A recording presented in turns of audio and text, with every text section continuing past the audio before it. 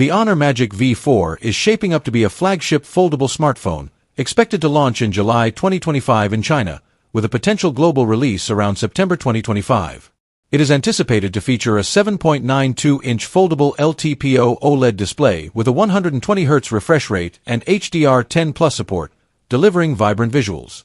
Under the hood, the device is expected to be powered by the Qualcomm Snapdragon 8 Gen 3 chipset, coupled with 16 GB of RAM and storage options ranging from 256 GB to 1 TB, ensuring smooth multitasking and ample space for apps and media. The camera setup is rumored to include a triple rear camera system with a 50MP main sensor, a 20MP telephoto lens with 3x optical zoom, and a 50MP ultra-wide lens, capable of recording 4K videos. For selfies, a 16MP front camera is expected. The Magic V4 is likely to be equipped with a 5000 mAh battery supporting 66W wired charging and 5W reverse wireless charging, ensuring long-lasting usage. Running on Android 14, the device is expected to offer a seamless user experience.